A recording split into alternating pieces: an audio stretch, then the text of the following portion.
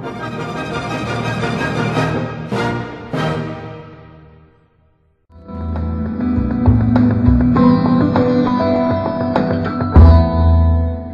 worse are the black magicians or computer hackers who intentionally spread the virus. Think back to a time when you or someone you know was angry with someone else and desired revenge.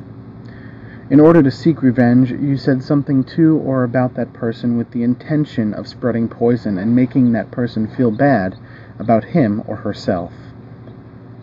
As children, we do this quite thoughtlessly. As we grow older, we become much more calculated in our efforts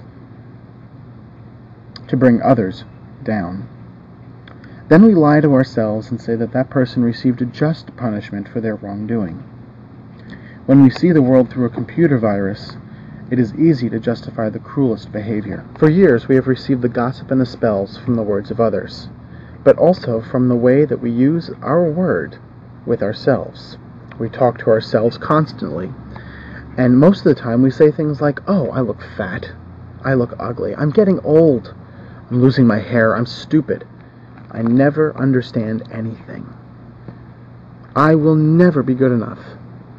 I know I'm never going to be perfect." Do you see how we use the word against ourselves?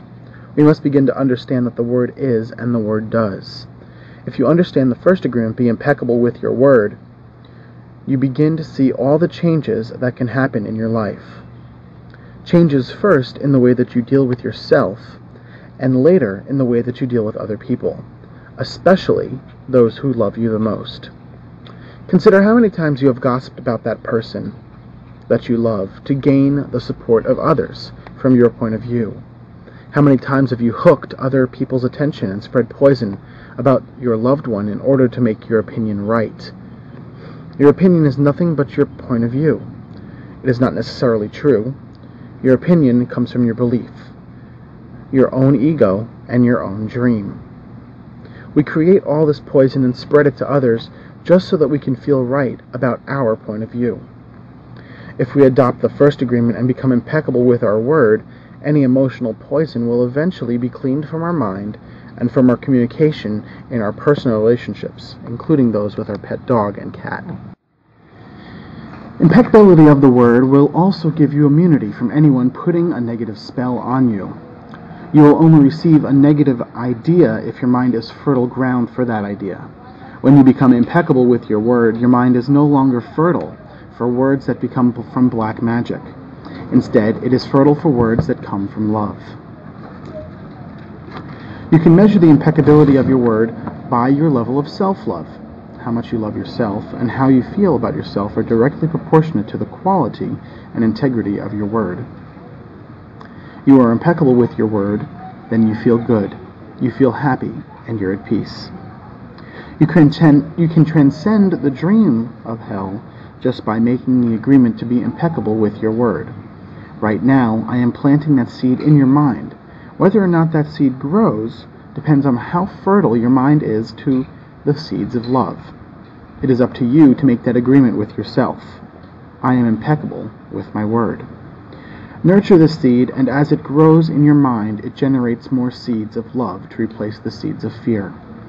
The first agreement will change the kind of seeds your mind is fertile for. Be impeccable with your word. This is the first agreement that you should make if you want to be free, if you want to be happy, if you want to transcend the level of existence that is hell. It is very powerful. Use the word in a correct way. Use the word to share your love. Use white magic beginning with yourself. Tell yourself how wonderful you are, how great you are. Tell yourself how much you love yourself. Use the word to break all of those teeny tiny agreements that make you suffer. It is how much you love yourself. It is possible, and it is possible because I did it. And I am no better than you. No, we are exactly the same. We have the same kind of brain, the same kind of bodies. We are humans. If I was able to break those agreements and create new agreements, then you can do the same. If I can be impeccable with my word, why not you? Just one agreement can change your whole life. Impeccability of the word can lead you to personal freedom, to huge success, to abundance, It can take away fear and transform it into joy and love. Just imagine what you can create with impeccability of the Word. With impeccability of the Word, you can transcend the dream of fear and live a different life. You can live in heaven in the middle of thousands of people in hell because you are immune to that hell. You can attain that kingdom of heaven from this one agreement. Be impeccable with your word.